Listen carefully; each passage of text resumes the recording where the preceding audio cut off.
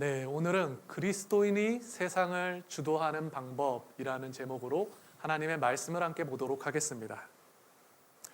오늘 본문은 로마 총독에게 끌려온 예수님이 재판받는 사건을 보여줍니다. 유대인들은 밤새 예수님을 신문했고 새벽이 되어서야 예수님을 빌라도에게 끌고 왔었던 것이죠. 그들이 예수님을 로마 총독인 빌라도에게 끌고 온 이유는 그들은 예수님을 죽이고 싶었지만 그들에게는 누군가를 죽일 수 있는 그 최종적인 그 사법권이 없었기 때문인 겁니다. 그들은 로마의 속국이었고 누군가를 처형하기 위해서는 로마법에 의해서 그 죄를 분명하게 밝혀내야만 했죠. 그래서 그들은 로마 총독인 빌라도를 이용해서 지금 예수님을 죽이고자 빌라도가 머무는 그 관정 앞에 지금 주님을 끌고 온 것입니다. 아직 해가 뜨지도 않은 그 차가운 새벽에 그 유대인들은 주님을 끌고 왔고 빌라도가 있는 관정 앞에서 그들은 예수님을 고발하는 거죠. 그런데 오늘 본문에서 주님을 신문한 빌라도의 결론은 무엇인가요? 빌라도는 예수님의 죄를 찾지 못해요. 이 재판은 악한 자들의 손에 이끌려 다니시며 은밀하고 그리고 부당한 그러한 재판을 받으시는 우리 주님의 모습을 지금 보여주고 있지만 결국 이러한 인간의 죄악을 통해 드러나는 것은 도리어 우리 주님의 무죄함이었단 말입니다. 그래서 이는 마치 요한복음 처음에 나왔던 그 세례 요한이 그 서두에 언급했던 것처럼 세상 죄를 지고 가는 하나님의 어린 양의 모습을 보여주는 것만 같았죠. 그러니 이 사건을 통해서 우리는 무엇을 발견하게 됩니까? 세상은 하나님의 뜻을 거절하고 그의 아들을 죽이기 원했고 그래서 자기의 힘으로 세상의 힘으로 하나님의 아들을 이리저리 끌고 다니며 하나님 노릇을 하고자 했습니다. 하지만 이 모든 죄악을 초월해 결국 모든 일을 주도하시고 이끄시는 분이 누구신가요? 그분이 우리 하나님이시라는 겁니다. 세상은 자기 힘으로 모든 것을 이끌어갈 수 있다고 생각하지만 오직 하나님만이 세상을 이끄시는 분이시고 오직 하나님만이 세상을 주도하는 분이시라는 겁니다.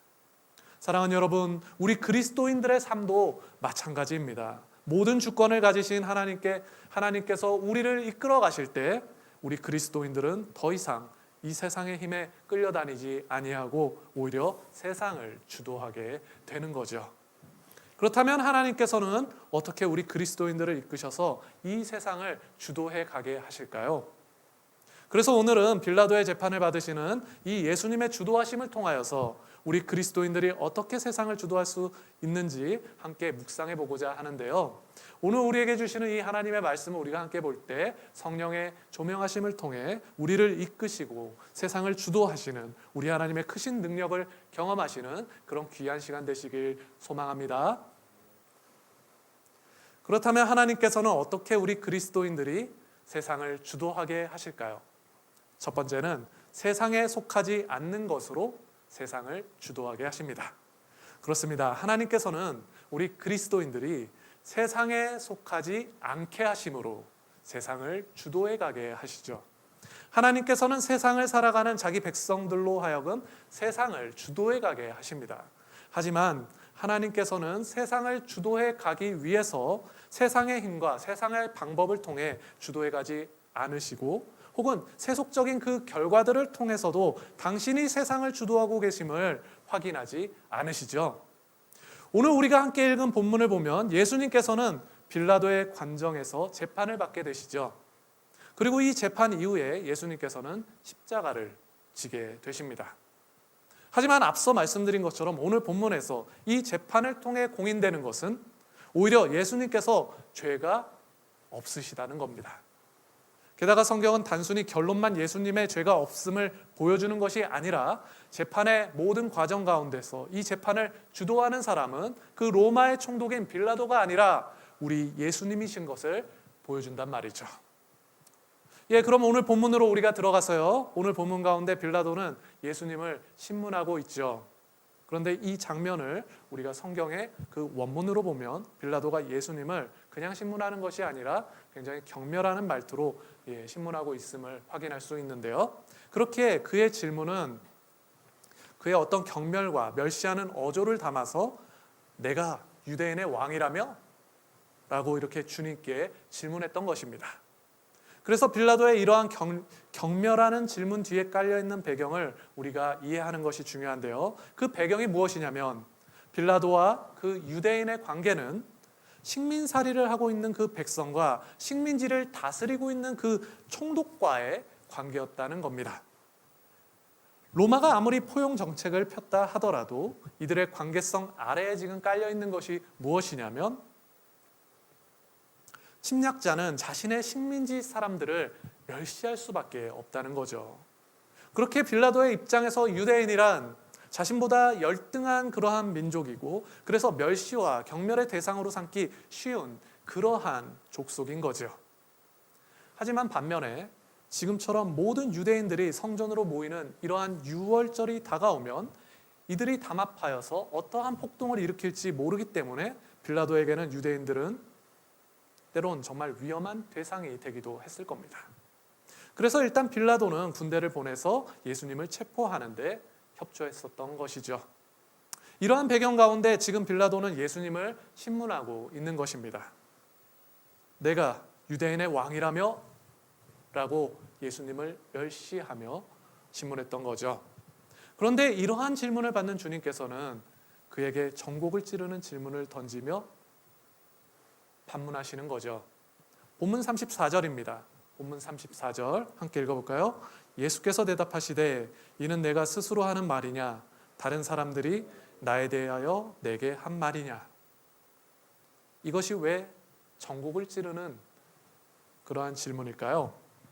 이 말씀의 의도가 예수님의 이 말씀의 의도가 빌라도의 본심을 드러내게끔 하는 질문이기 때문에 그러한 겁니다. 이 주님의 말씀은 빌라도의 질문에 대해서 내가 나를 유대인의 왕이라고 물었는데 그것은 너의 생각이냐? 아니면 저 밖에 있는 네가 멸시하고 경멸하는 그 유대인들의 생각이냐? 라고 주님께서는 묻는 것이기 때문에 그러합니다. 빌라도의 입장에서는 당연히 유대인들에게 들었던 정보이고 그래서 그도 그렇게 동의하고 그렇게 생각했었겠지만 자신의 식민지 사람들 즉 자신보다 열등한 자들과 동일한 생각을 하며 그들과 동급으로 자기가 여겨지거나 혹은 그들을 추종하는 것으로 본인이 여겨지고 있다면 그러한 것은 빌라도에게 매우 불쾌한 것이겠죠. 그래서 인정할 수 없는 것일 겁니다. 특히나 이렇게 은밀하고 추악한 일에 대해서는 더 그러할 겁니다. 그래서 그는 이렇게 대답합니다. 내가 유대인이냐? 라며 당혹스러워하며 말을 돌리는 거죠. 바로 이것이 우리 예수님의 주도하심인 거죠. 신문을 당하시던 예수님께서는 질문을 하나 던져서 오히려 역으로 빌라도를 신문하고 계시는 모습을 성경은 보여주고 있단 말입니다. 주님의 질문은 빌라도의 의도와는 완전히 벗어난 질문이었죠. 세상의 의도와는 무관하게 주님께서는 하나님의 분명한 기준에서 그 중심을 드러내셨던 것이란 말입니다. 우리 그리스도인들이 이렇게 세상을 살아가면서도 마찬가지이죠. 이 세상의 수많은 질문들이 우리 그리스도인들을 세상의 기준에서 종교라는 이름으로 제한시켜버리지만 우리는 세상의 질문에 대하여 분명하게 반론할 수 있어야 하는 것이죠. 최근에 코로나 사태로 인해서 대통령께서 사과하지 않는 그 기독교 지도자들을 책망하는 일이 있었죠. 저는 이 일에 대해서 기독교 지도자들은 책임 있는 사과를 해야 한다고 이전 설교를 통해서 밝힌 바 있습니다. 하지만 제가 대통령에게 동의할 수 없었던 한마디가 있었는데 그것은 대통령이 기독교를 세상 여러 종교 중에 하나로 보았고 특히나 심리적 안정과 만족을 주는 집단으로 여기는 발언을 그분 나름대로 조심스럽게 했는데요. 물론 대통령의 입장에선 충분히 할 수 있는 발언일지는 모르겠습니다. 하지만 대통령은 대통령이고 우리 그리스도인들이 이 말을 팩트로 인정하고 받아들여서 세상이 정의하고 있는, 세상이 말하고 있는 우리 기독교를 우리의 본질로 삼을 수는 없다는 것입니다. 세상의 권력과 힘이 아무리 크다 하더라도 그 누구도 하나님과 그 하나님의 백성들에 대해서는 세상의 기준으로 단정하여서 이렇게 정의할 수는 없다는 거죠. 그렇게 그리스도인들은 우리가 분명한 기준을 가지고 있어야 하는 겁니다. 우리가 분명한 기준을 가지고 있을 때 우리는 세상에게 정의당하지 않을 뿐더러 오히려 세상을 주도할 수 있게 되는 것이기 때문입니다. 그렇다면 그 분명한 기준은 무엇일까요? 우리가 가져야 될 그 분명한 기준은 무엇일까요? 그 분명한 기준이 바로 세상에 속하지 않는 것이란 말입니다. 그것은 하나님 나라의 기준이란 말이죠. 그렇기에 그것은 태극기를 들고 광장에서 지금 막무가내로 반정부 시위를 하는 것이 아닐 겁니다. 왜냐하면 그 또한 세상의 힘이, 하나님이 아니라 세상의 힘이 결론이라는 것을 인정하는 것이기 때문이죠. 반면에 교회에서만 종교적으로 심취해서 쥐죽은 듯 있는 것도 문제가 있겠죠. 왜냐하면 하나님의 나라는 이 세상에 속하지 않지만 이 세상 가운데, 이 세상 안에서 확장되는 것이기 때문에 그러합니다. 그렇기에 우리 그리스도인들이 이 복음의 원리를 염두에 두고 하나님 나라에 대한 그러한 분명한 기준을 가질 때 우리는 세상에 속하지 아니하는 것이고 동시에 우리는 세상을 주도해 갈 수 있는 것이죠. 우리 예수님께서는 바로 이러한 차원에서 세상을 주도하신 것입니다. 본문 35절입니다. 빌라도가 대답하되 내가 유대인이냐? 내 나라 사람과 대제사장들이 너를 내게 넘겼으니 내가 무엇을 하였느냐? 빌라도의 이 말이 무슨 말인가요? 너를 나에게 넘겨준 것은 너와 같은 나라 사람이잖아. 내가 보기엔 그들은 너와 같은 유대인들인데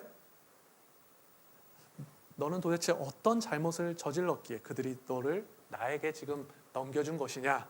라고 말하며 빌라도는 지금 자신의 중심을 꿰뚫어 보고 계시는 그 주님의 질문에 당혹스러워하면서도 한 번 더 주님께 되묻고 있는 것이죠.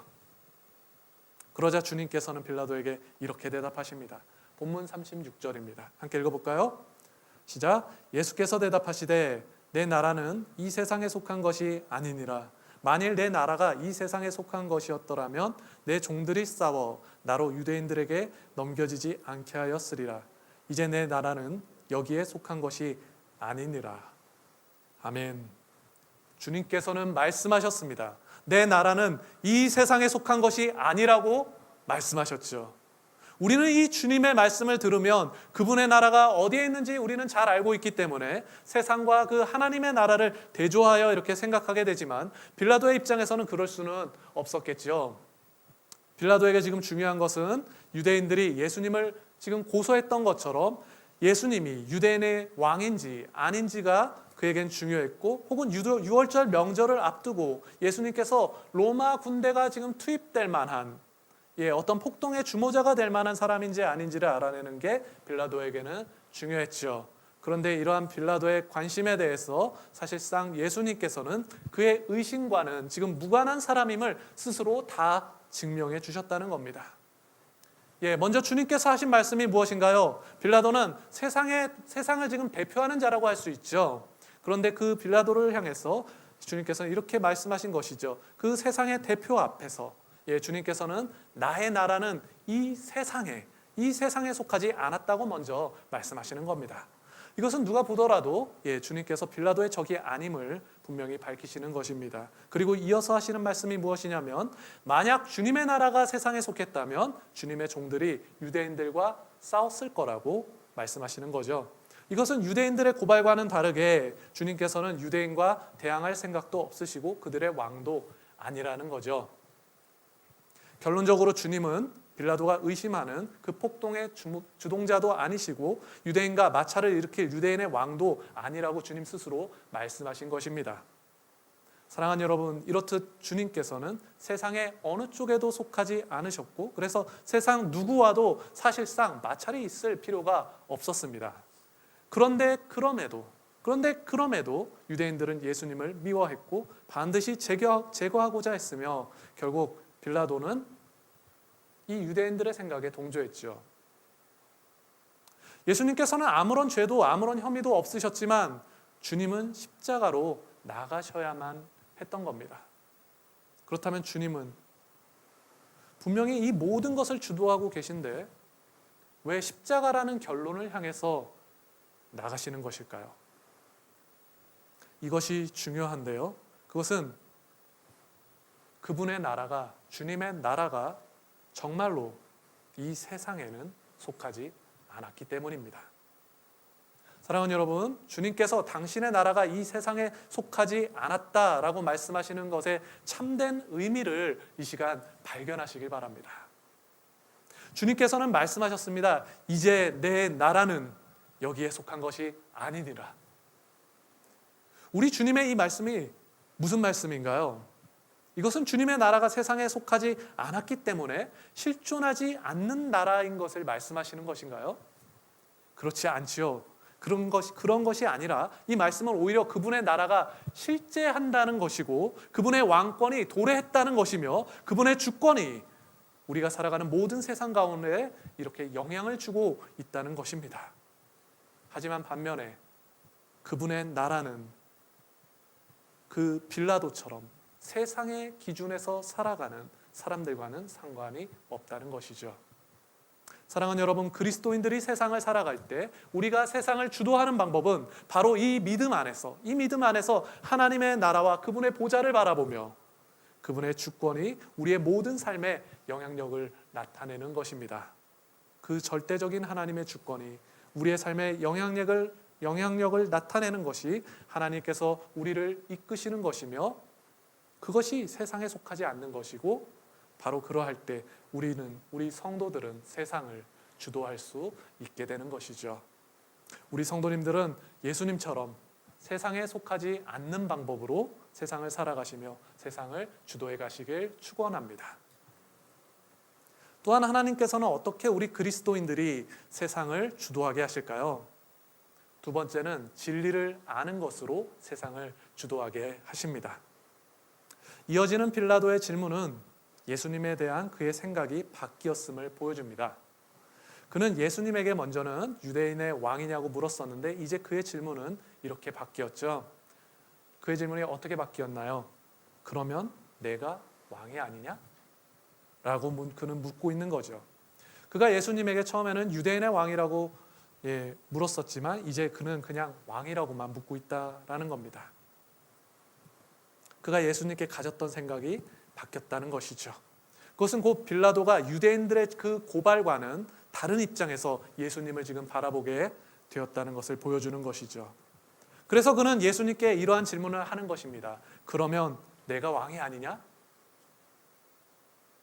그런데 이 질문은 사실 예수님이 왕인지 아닌지 확인하려는 그러한 빌라도의 의도라기보다는 예수님께서 자신이 왕이라고 지금 주장하는 것 같으니까 나라가 있다고 말씀하셨으니까 예수님께서 지금 자신이 왕이라고 주장하는 것 같으니까 그러면 너는 도대체 어떤 왕이냐라는 것을 함축하고 있는 그러한 질문일 겁니다.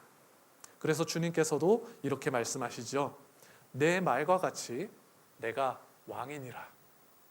주님은 스스로 왕이라고 말씀하시며 진리를 말씀하게 되시는 겁니다. 그렇다면 그 진리가 뭔가요? 주님께서 말씀하시는 진리란 그 왕이 어떠한 왕인지 말씀해 주시는 것이죠. 본문 37절입니다. 본문 37절이요. 우리 본문 37절 함께 읽어볼까요? 시작. 빌라도가 이르되 그러면 내가 왕이 아니냐? 예수께서 대답하시되 내 말과 같이 내가 왕이니라. 내가 이를 위해 태어났으며 이를 위하여 세상에 왔나니 곧 진리에 대하여 증언하려 함이로라. 무릇 진리에 속한 자는 내 음성을 듣느니라 하신대. 아멘. 주님께서는 내가 왕이라고 말씀하시면서 무엇을 말씀하시나요?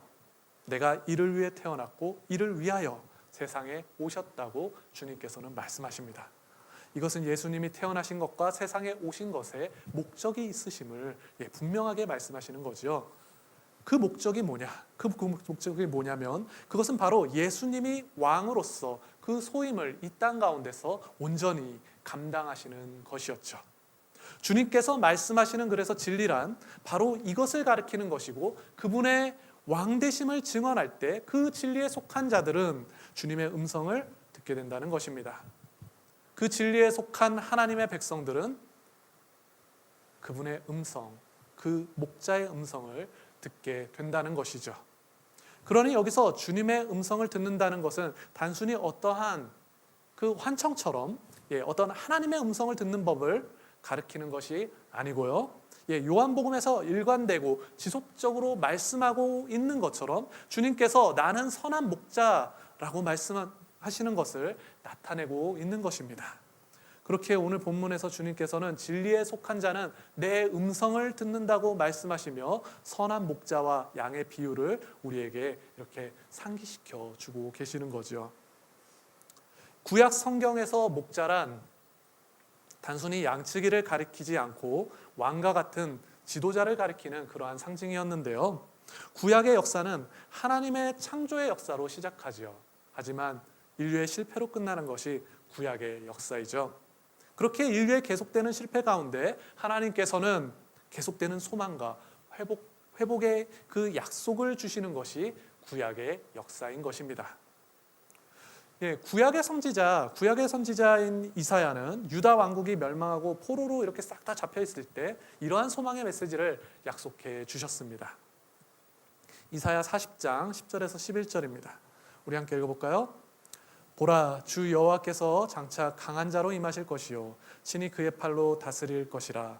보라, 상급이 그에게 있고 보응이 그의 앞에 있으며 그는 목자같이 양떼를 먹이시며 어린 양을 그 팔로 모아 품에 안으시며 젖먹이는 암컷들을 온순히 인도하시리로다. 아멘. 또한 그 후에 또 다른 선지자인 에스겔 또한 마른 뼈의 환상을 얘기하면서 이러한 동질의 소망의 메시지를 약속해 주었죠. 에스겔 37장 24절입니다. 이것도 함께 읽어봅시다. 내 종 다윗이 그들의 왕이 되리니 그들 모두에게 한 목자가 있을 것이라. 그들이 내 규례를 준수하고 내 율례를 지켜 행하며. 아멘. 이렇듯 하나님께서는 계속해서 그 구약의 역사 가운데 선한 목자로 오실 것을 약속해 주셨고 참된 왕을 보내실 것을 약속해 주셨던 겁니다. 하나님의 백성들은 모두 다 실패했지만 하나님께서는 당신의 약속 가운데 변함없이 신실하게 반응하셨던 거죠. 우리는 보통 역사 가운데 변함이 없는 것을 진리라고 하는데요. 왜냐하면 그 진리라는 것은 누구나 인정하는 보편타당한 것으로 어떠한 것의 기초가 되는 것을 진리라고 말하기 때문입니다. 그래서 진리라고 불리는 것이 있다면 그것은 보통 변치 않는 것을 가리키죠. 그렇게 성경에서는 하나님께서 보여주시는 그분의 의지나 그분의 뜻 혹은 하나님의 행하심과 그분의 말씀을 가리켜 진리라고 합니다. 이에 더하여 그분의 존재와 본질과 모든 성품 자체가 세상의 기초가 되시면서 동시에 단 한순간도 변치 않으시는 그 변함이 없으시는 그 하나님이시기에 우리는 그분을 진리의 하나님이라고 부르는 것이죠. 사랑하는 여러분, 하나님께서는 세상 가운데 실패할 수밖에 없고 진리와는 무관할 수밖에 없어서 그래서 세상에 사로잡혀 세상의 힘에 이끌려 다닐 수밖에 없는 우리의 인생 가운데 진리이신 예수님을 보내주신 것입니다. 그분은 창세 이전부터 아버지의 품에 독생하신 하나님이셨고 만물이 그로 말미암지 않은 것이 없었으며 모든 구약의 역사가 가리키고 기다리고 있었던 유일한 분으로서 단 한 번도 변함이 없는 하나님의 뜻에 합한 그 진리의 완성으로서 마침내 세상에 오신 메시아이시죠. 바로 이분이 우리 구주 예수 그리스도이십니다. 우리 예수님께서는 이 모든 것을 확증하듯 자신을 가리켜 선한 목자라고 말씀하셨고 길이요, 진리요, 그리고 생명이라고 선언하셨던 것이죠. 그런데 그 약속된 메시아요, 그 선한 목자요, 그리고 참된 왕이 되신 그 예수님께서는 오늘 본문 가운데 어떠한 모습으로 계신가요? 그분은 왕이 아닌 죄인의 모습으로 서 계시는 것입니다. 세상의 임금이라 할 수 있는 그 빌라도 앞에서 주님은 영광스러운 왕이 아니라 처참한 죄인의 모습으로 서 있다는 거죠. 사랑하는 여러분, 우리는 이러한 주님의 모습을 통해서 어떠한 진리를 발견하게 되나요? 성경이 가리키는 왕의 영광은 이 순환의 시기를 넘어 십자가와 부활을 통해 나타났습니다. 하나님은 당신의 영광을 온 세상을 구속하시며 나타내셨죠. 하지만 그 왕의 영광이 온 땅 가운데 더 확실하게, 더 분명하게 나타날 때가 온다는 것이 성경이 말씀하고 있는 진리이죠. 요한계시록 1장 5절에서 7절입니다. 우리 함께 읽어볼까요? 또 충성된 증인으로 죽은 자들 가운데서 먼저 나시고 땅의 임금들의 머리가 되신 예수 그리스도로 말미암아 은혜와 평강이 너희에게 있기를 원하노라.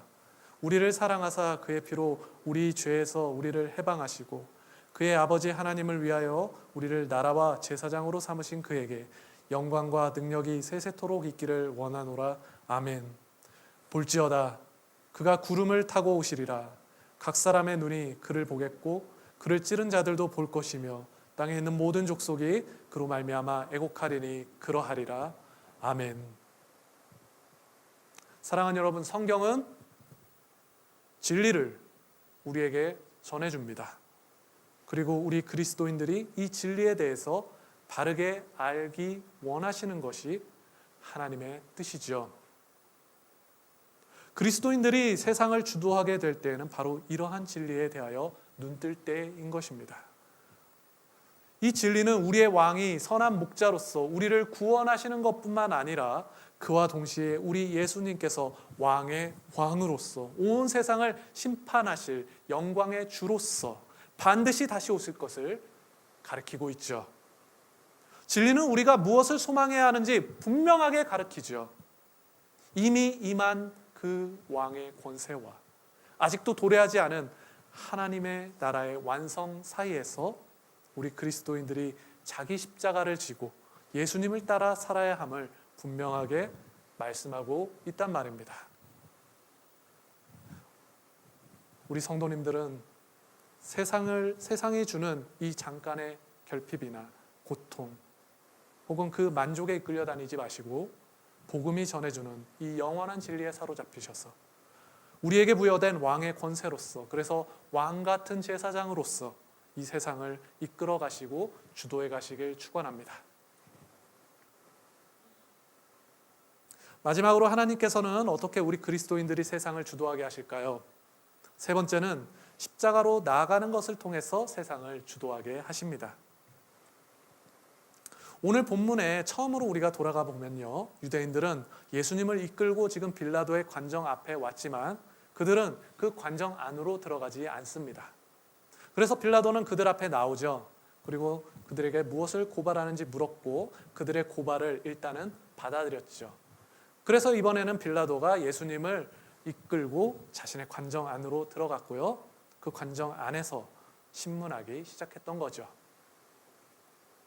유대인들이 이 빌라도의 관정 안에 들어가지 않았던 이유는 빌라도가 유대인들을 못 들어오게 막아서가 아니라 유대인들은 유월절과 관련된 벽규 때문에 빌라도의 관정 안으로 들어갈 수 없었던 겁니다. 그 법규가 뭐냐면 이방인과 직접적인 접촉을 하면 유월절 절기에 참여할 수 없는 법규가 바로 그것이었죠. 그렇게 오늘 본문 가운데 유대인들과 빌라도의 큰 경계선을 이렇게 잘 보여주는 것이 바로 이 빌라도의 관정이 되는 것이고, 그 빌라도의 관정 안에서 예수님은 신문을 받게 되시는 겁니다. 사실 이 관정의 정확한 위치에 대해서 성경학자들의 의견이 조금씩은 다 다릅니다. 하지만 그 관정이 그 유대인들의 성전과 함께 붙어 있었던 건축물이었다라는 점에서는 모두가 동의하는데요.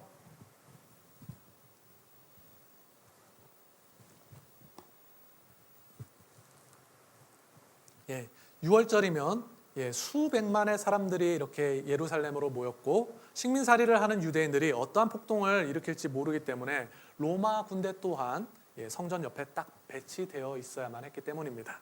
그래서 그 관정은 성전의 부속 건물 중 하나를 관정으로 썼을 것으로 보는데요.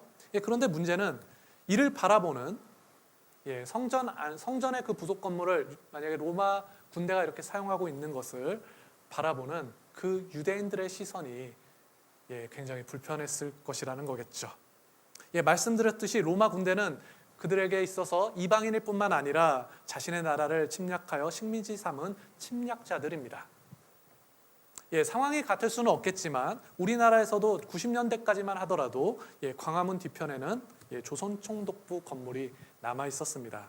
지금은 사라져서 상상하기 어렵지만 예전의 자료들을 온라인에서 우리가 쉽게 찾아볼 수 있는데요. 그것을 찾아보면 우리의 경복궁 안에 일제 조선 조선 총독부 건물이 있었던 사진이나 영상을 어렵지 않게 찾아볼 수 있는데요. 당시에는 제가 어려서 좀 잘 몰랐는데 최근에 그 자료들을 이렇게 보니까 그 거대한 건물이 정말로 굉장히 섬뜩하게 이렇게 느껴지더라고요. 결국 그 건축물은 광복 50주년을 맞아 제거되었는데요.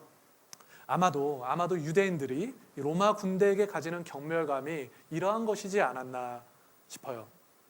6월절이 되면 이방인과의 접촉도 피하는 것이 유대인들인데 그들에게 성전 옆에 상주하는 로마 군대는 참으로 눈에 가시였겠죠.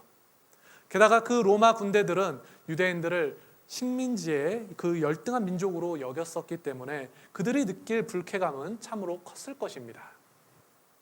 그렇게 오늘 본문에서 그 관정을 기준으로 안과 밖으로 이렇게 나누어진 로마 군대와 유대인의 무리는 기본적으로 그 적대감이 정말 엄청났단 말이죠. 그래서 평소에 이러한 모임으로 나뉘어져서 이 차가운 새벽에 그들이 모여 있었다면 이것은 분명히 로마 군대를 적대하는 유대인들의 폭동으로 이렇게 보아야 하겠지만 오늘 그 양측의 모습은 사뭇 다르죠. 그들이 가진 적대적인 관계성 가운데 서로를 멸시하고 정말로 경멸하면서도 이들은 예수님을 죽이는 일을 위해서는 궁극적으로 담합하고 있단 말이죠.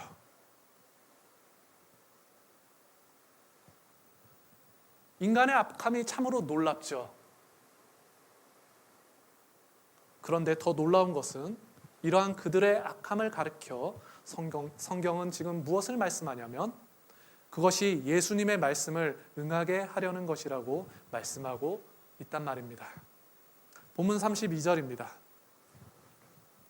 이는 예수께서 자기가 어떠한 죽음으로 죽을 것을 가리켜 하신 말씀을 응하게 하려 함이로라.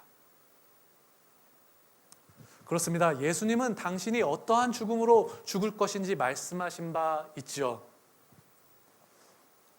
예수님께서는 모세가 광야에서 뱀을 든 것 같이 인자도 들려야 할 것을 말씀하셨고요.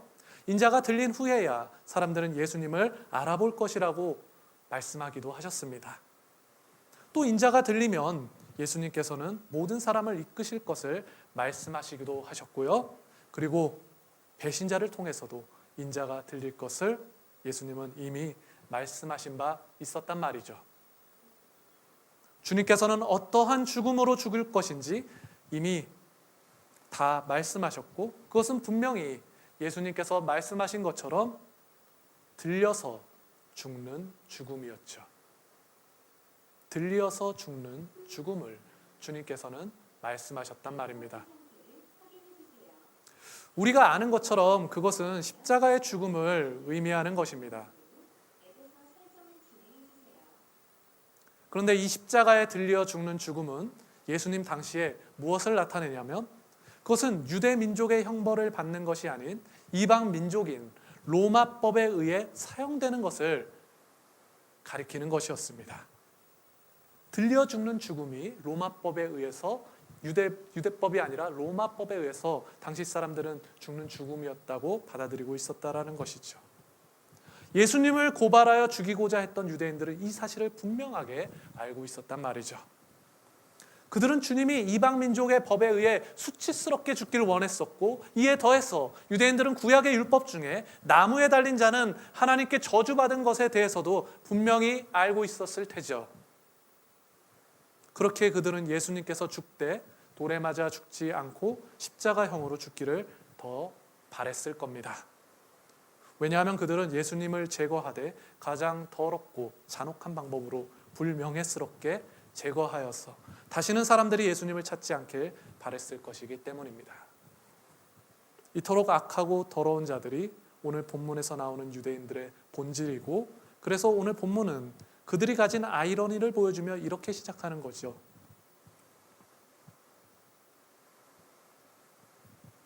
본문 28절입니다. 함께 읽어볼까요?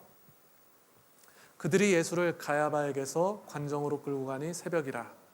그들은 더럽힘을 받지 아니하고 유월절 잔치를 먹고자 하여 관정에 들어가지 아니하더라. 그들은 예수님을 끌고 빌라도의 관정 앞에 지금 도착했고 이방인과의 접촉은 율법에 따라 부정케 되는 것이기 때문에 그들은 그 관정에 들어가지 않았습니다. 그들은 모든 성경이 가리키고 있는 참된 유월절의 주인 되시며 그 유월절 잔치의 양식 되시는 예수님은 알아보지 못하면서도 당장 어떠한 부정한 일로 그 유월절 명절에 참여하지 못하게 될까 봐 염려하고 걱정했던 거죠. 그러면서도 자신들이 원하고 달성하고자 하는 그 악한 일에 대해서는 열심을 내고 있었단 말입니다. 그래서 그들은 그 이방인 총독의 도움이 필요해서 그들은 관정 앞에서 자신들의 원함을 그 이방인 총독 앞에서 요구하는 거죠. 이러한 유대인의 모습은 오늘날 교회를 종교 삼은 종교인들과 참으로 닮아 있죠. 세상의 힘이 나의 필요와 원함을 이루어줄 수 있다라는 것을 완전히 인정하면서 살아가면서도 나의 종교적인 입지 때문에 내가 기독교인이고 내가 성도이고 또한 내가 직분자이기도 하기 때문에 겉으로는 신실한 척하며 종교 생활을 이어가지만 실상은 나의 욕망을 채우기 위해서 세속적이고 그래서 또 은밀한 결탁들을 이어가는 전형적인 그러한 종교인들의 모습 말이죠. 오늘 본문에서는 빌라도가 사는 관정에서 예수님이 재판을 받는 사건을 보여주는데요. 이 관정이라는 단어는 로마 총독이 머무는 관사를 의미하기도 하고 혹은 왕이 사는 궁전을 의미하기도 합니다. 그렇게 오늘 본문은 세상의 왕이라 할 수 있는 빌라도가 감히 하늘의 왕을 재판하는 모습을 그려가고 있는 거죠. 사랑하는 여러분, 우리의 왕은 누구인가요? 그리고 이 재판은 누구를 향한 재판인가요?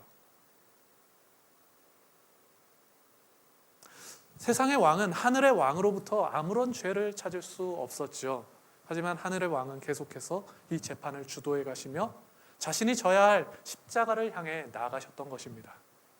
그 왕은 선한 목자였기 때문에 그 목자는 생명을 내어주어 자신의 양들을 지키고자 했던 거죠. 그 자기 양을 지키는 방법이 십자가였고 그 십자가는 단순히 예수님의 생명을 희생시키는 그러한 도구였을 뿐 아니라 우리가 받아야 했던 하나님의 모든 저주를 대신 받게 되었던 그러한 자리였습니다.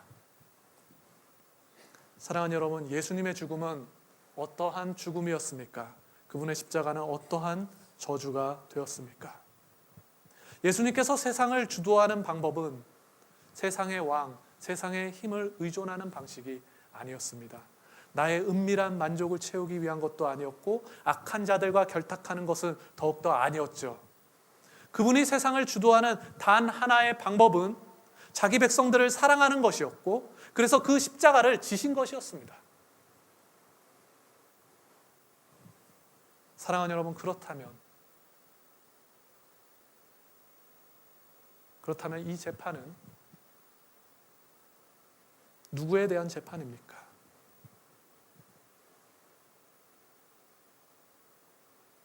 그렇다면 우리가 져야 하는 십자가는 또한 어떤 것일까요? 우리가 섬기는 왕은 어떠한 왕인가요?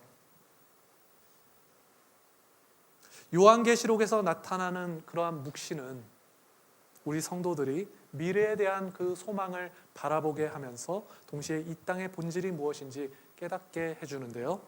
요한계시록 21장 23절에서 24절입니다. 우리 함께 읽어볼까요? 그 성은 해나 달의 비침이 쓸데없으니 이는 하나님의 영광이 비치고 어린 양이 그 등불이 되심이라. 만국이 그 빛 가운데로 다니고 땅의 왕들이 자기 영광을 가지고 그리로 들어가리라. 아멘. 사랑하는 여러분, 우리의 성은 세상의 힘을 나타내는 궁정이 아니라 하나님이 거하시는 성전인 것입니다. 그래서 그날에 그 성전 안에 가득할 영광을 우리는 함께 볼 것입니다. 하지만 그 영광은 그 미래적 종말을 초월해서 지금 우리에게 어린 양의 공로로 주어진 복음의 빛 가운데서 분명하고 충만하게 확인되는 것이죠. 바로 이것을 바라볼 수 있게 하는 것이 믿음인 겁니다. 우리 성도님들은 오직 참된 왕을 섬기셔서 영광스러운 자기 십자가를 지시고 세상을 주도해 가시길 축원합니다. 말씀을 맺겠습니다. 사랑하는 어린이 영교회 성도 여러분, 우리 하나님만이 세상을 주도하십니다. 그리고 우리 하나님께서는 우리 그리스도인들을 통해서 세상을 주도해 가길 원하십니다. 그래서 세상을 주도하는 성도는 예수님처럼 세상에 속하지 않는 방법으로 세상을 주도하는 사람이 성도이고요. 또한 세상을 주도하는 성도는 구속주요, 심판주 되시는 예수님에 대한 진리를 바르게 알고 그 진리 가운데 세상을 주도하는 사람입니다. 그리고 세상을 주도하는 성도는 세상의 왕의 힘을 추구하지 않고 참된 왕이 지셨던 십자가를 함께 지고 성전된 삶으로 세상을 주도하는 사람이 성도이죠. 사랑하는 어린이 교회 성도 여러분, 우리가 이번 한 주를 살아갈 때도 하나님의 영이 거하시는 성전으로서, 그래서 왕 같은 제사장으로서 우리가 세상을 살아갑시다. 왕이 지신 그 영광스러운 십자가를 우리도 지고 살아갑시다. 오직 그 길만이 우리를 구원하는 길이었듯이 그리스도인들이 그리스도께서 지신 그 십자가를 지는 것만이 그날의 어린 양의 등불을 소망하는 것이고 바로 지금 그 복음의 빛에 대해 알 수 있는 유일한 길인 것입니다. 우리 성도님들은 이 십자가의 복음으로 말미암아 더 이상 세상의 힘에 이끌려 다니지 마시고 세상을 주도하며 살아가시길 우리 주님의 이름으로 축원드립니다.